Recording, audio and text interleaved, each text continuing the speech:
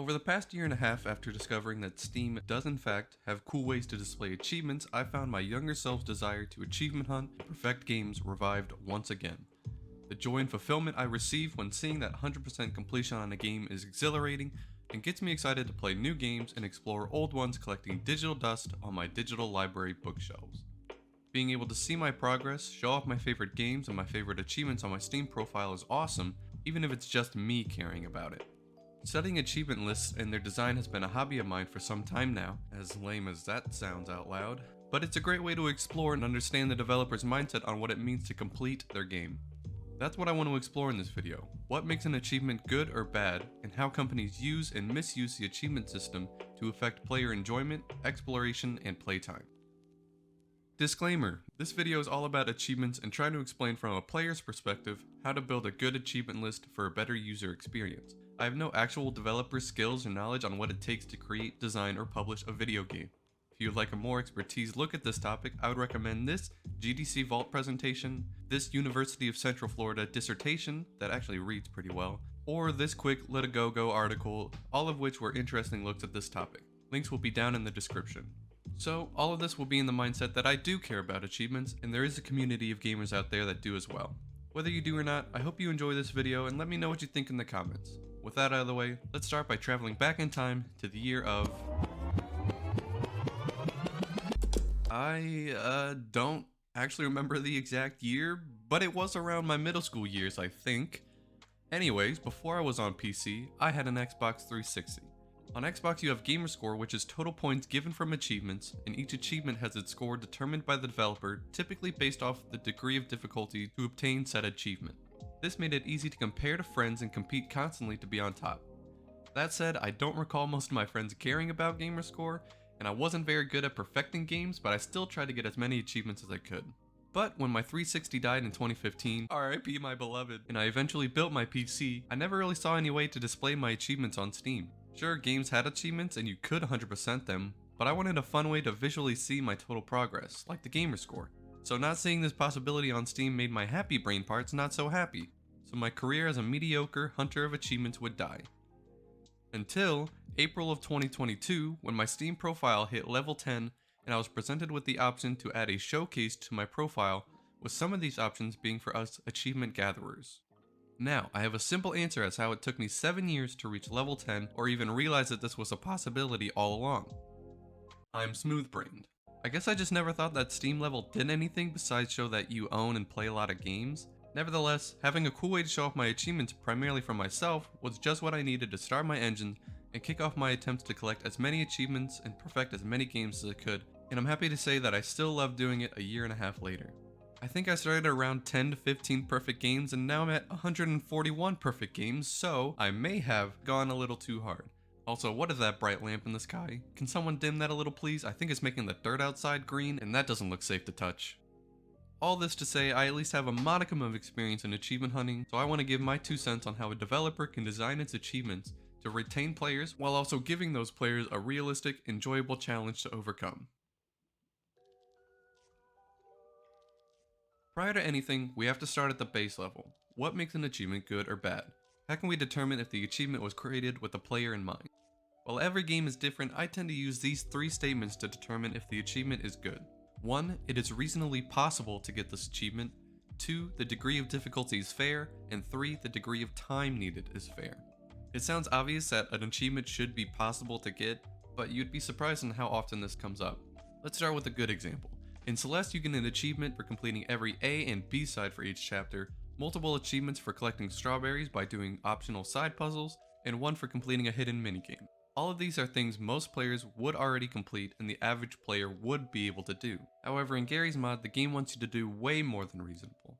Some achievements include play for a year of your life, play with the creator himself who doesn't even fucking play the game anymore, and worst of all, it wants you to have 10 friends. Like, who the fuck? Celeste achievements are directly tied to the game and incentivize you to explore and complete side challenges you otherwise may not have done or known about. Gary's mod wants you to go way above and beyond for it, wasting time, trying to organize a party, and stalk its creator. Gary, get the fuck online, bro.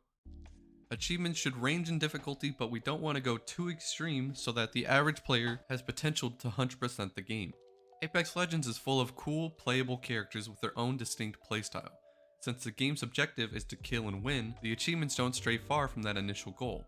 Win a game with each character type, do damage with different characters, and find rare weapons. While you play and try to get better at the game, it encourages you to try new characters and understand their pros and cons. But in Gears 5 on the other hand, it wants you to do everything at the highest difficulty and to be the best at the game. For one single achievement, you have to beat all 69 escape and horde maps at the highest difficulty, beat the campaign at the highest difficulty, get all the classes to the max level, and get your profile to the highest level. The escape and hide maps will require you to have a good party organized as well because it's insanely tough at the highest difficulty. Also, you have to have fucking friends again! The goal of Apex Legends is to already battle to the end and win the game. Its achievements encourage you to test its other characters, but still gives you the freedom in how you go about that so you can still have fun in your own way. Gears of War 5 demands that you dedicate your life to it so you can get the best classes, the best cards, the best teammates, and do it again and again and again. And this is far too difficult for the average player.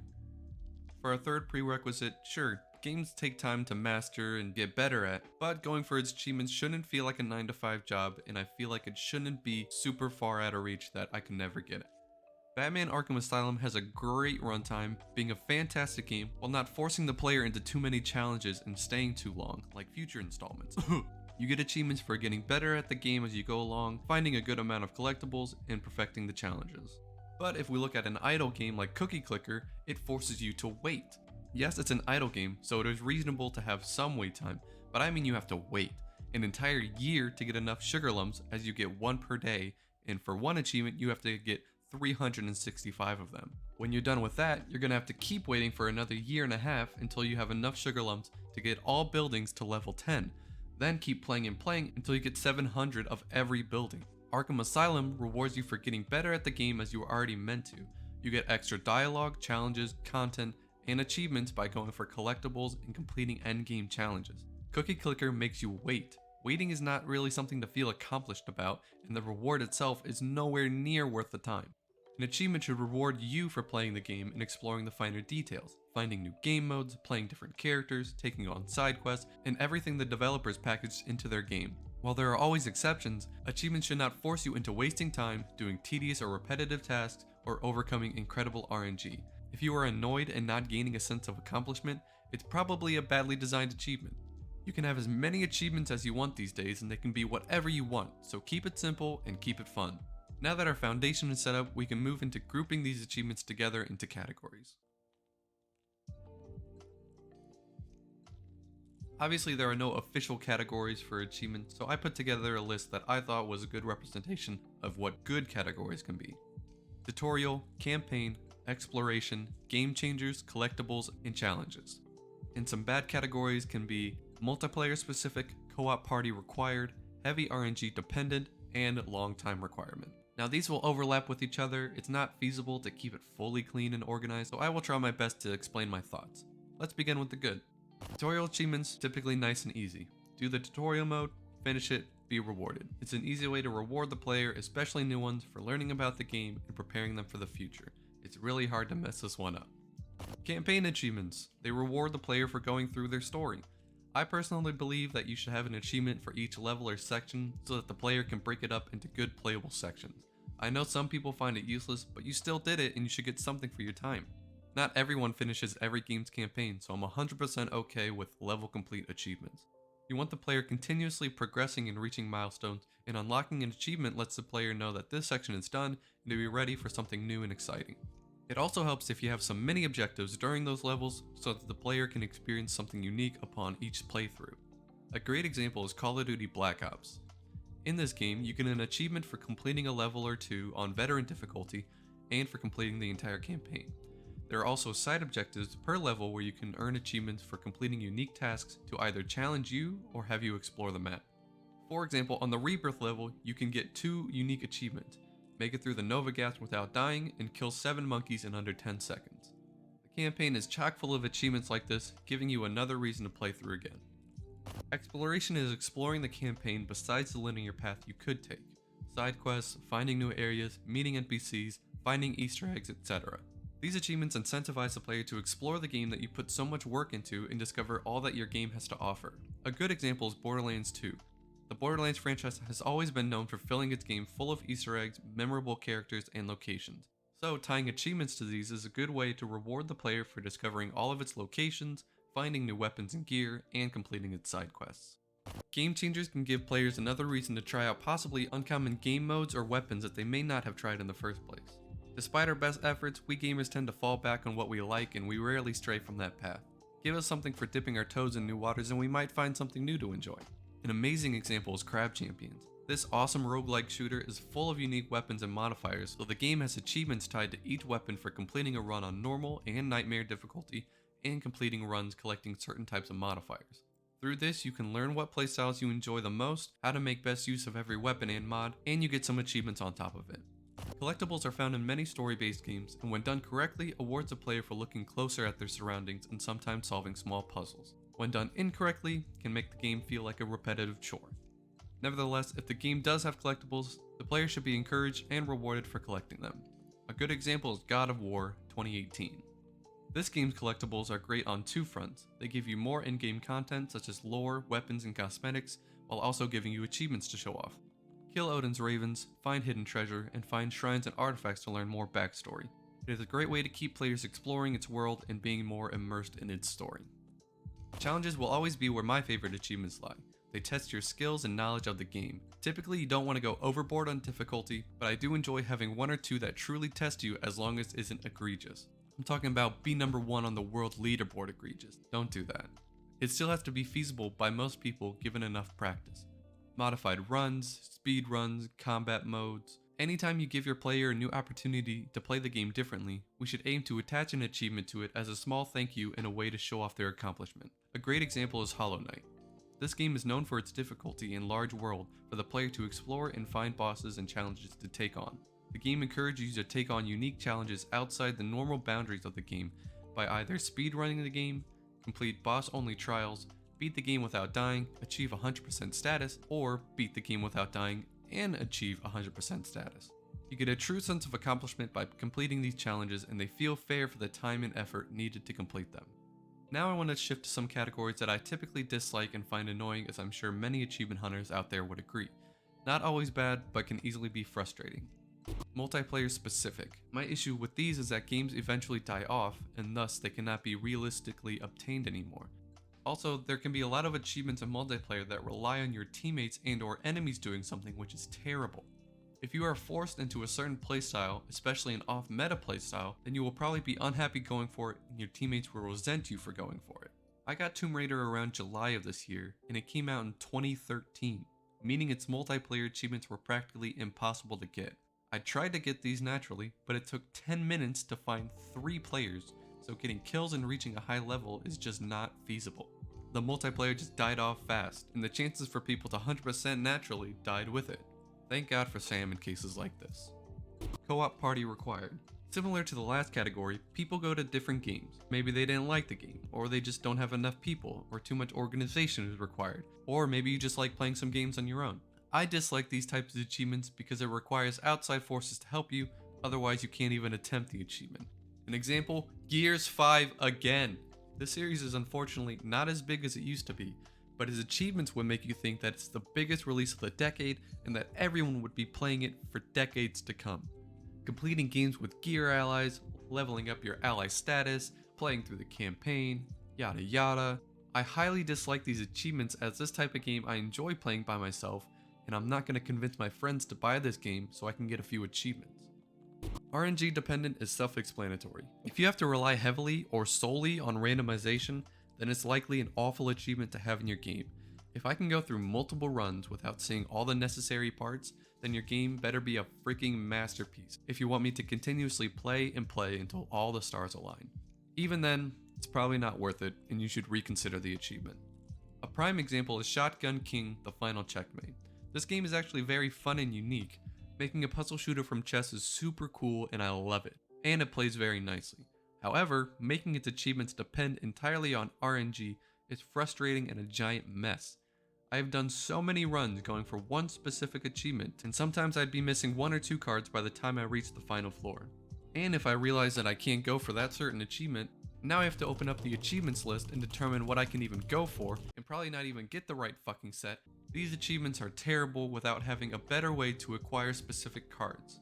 I don't want to read through all the achievements every time I beat a floor so I can see what I can aim for, and there isn't enough content in this game to do hundreds of runs to try to get them naturally. Long time requirement is again self-explanatory. Be realistic about your game and how much content is actually there for players to enjoy. Sometimes your game will be remembered in a much better lighting if you don't force your players to do insane tasks or long boring tasks for one achievement. Leave the player wanting more. Retain your players through content and gameplay instead of drawn out achievements. An example is Tanuki Sunset. This was a fun game. I liked the art style, the simple controls, and the good music. However, after getting all but one achievement, I noticed the final one was a long grind ahead of me to get the Emperor Tanuki achievement that requires you to purchase the crown in the shop that costs 100,000 bits. But the game only has 3 distinct levels, so there's not a lot of content to collect the bits, and you don't get that many bits per level. I have 28.6 hours in this game, and probably 18 of those is solely going for this achievement. The grind itself made me never want to play this game again, which is a shame because I really liked it before, but this achievement made me stick around too long and the shine on it disappeared. Again, there's a lot of nuances to these categories. They flow with each other, and sometimes the good ones can be bad and the bad ones can be good. It's all about execution and keeping your players in mind, making their progress rewarding, and allowing them to have fun in your game. If the game becomes a chore, sure, you got them to play more, but the game in their eyes may have gone from, hey, I really like this game, to I never want to pick up this game again, I'm so tired of it. Keep it fun, keep it interesting, and know where to draw the line. Finally, let's look at a game that I think has an amazing achievement list that rewards its players and gives you that great 100% completion feel.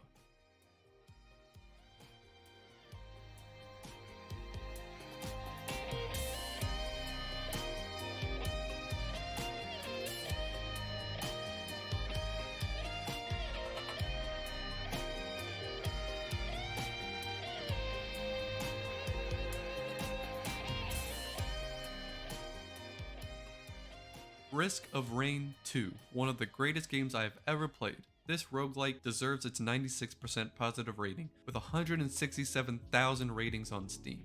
The music, the characters, the items, the gameplay, the sound effects, enemies, bosses, art style, everything. The care the developers put into this game shows at every level of detail, including its achievements. A majority of the achievements are tied in directly with unlocks in the game. So obtaining an achievement usually tells you that you unlocked a new character, ability, or character skin.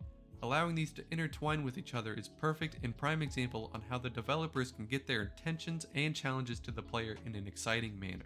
So let's get the categories organized, then we can look at some individual achievements and see why they are good.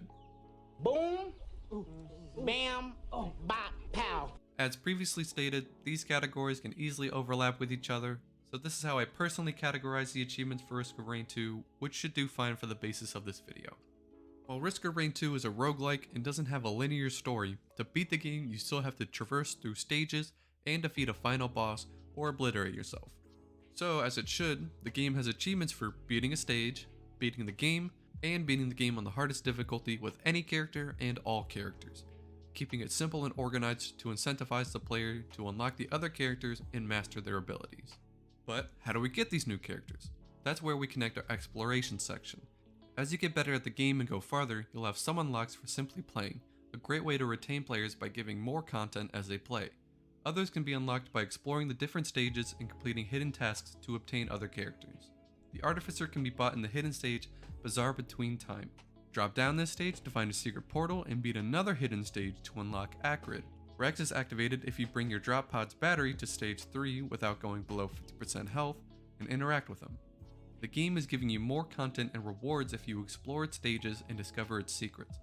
The developer understood that this is something you would not normally do if you were just given all of the characters outright, so having you explore to unlock an achievement and a whole new character is perfect. Plus, it also has achievements encouraging you to go through new portals, read lore about the monsters, equipping new items, and interacting with everything the game offers. Alright, we have gotten the player to try out new characters and be playing the game, but how can we keep it fresh and switch things up? How about some modifiers you can unlock that change how the game functions? Risk of Rain 2 allows you to unlock 16 different modifiers with an achievement tied to each one for being unlocked. While I would have preferred an achievement for completing a run with each of these modifiers, still having an achievement to reward us for unlocking each of them is good. There's also an achievement for completing a side game mode called Prismatic Trial, and another for completing 50 waves in this DLC game mode. Now that we have new characters and new modifiers and we're much better at the game, how do we get the player to continue playing each of its characters so that they don't simply main one of the characters?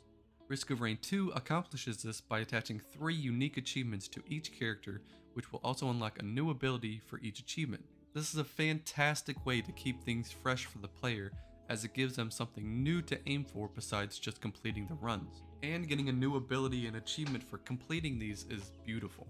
These achievements are not too difficult, not too easy. They're perfect, and they're a great way to learn the pros and cons for each character. To round off our achievement list, we have miscellaneous challenges that can be done with any character to test yourself, like not healing, trying to stack specific items and effects, a little bit of speed running, how far can you go, and more. With this, we have completed our list of 118 achievements for Risk of Rain 2. Its achievements coincide with in-game unlocks and provides unique challenges for the player to strive for, and encourages the player to learn more about everything the game has to offer. It hints to you that there is more to discover and will reward you when you are victorious. This is one of the most satisfying 100% I have completed. Every achievement unlocked new characters, items, stages, and gave me so much more to do. And it encouraged me to continue playing and exploring, and when I reached the top of the mountain and could only look back at all that I achieved, I felt fulfilled that I mastered this amazing game. While achievements may only be cared about a small portion of the gaming community, I believe its design can improve the enjoyability and playability of all games, whether the player has them in mind or not. Achievements allow friends, strangers, and developers to see what the player has accomplished, relate to their experience, and customize their profiles with their favorite moments. Its design is easy to overlook and easy to design poorly, but when given proper attention and care, it can help retain players and enhance their experience by giving them a great reason to master the game.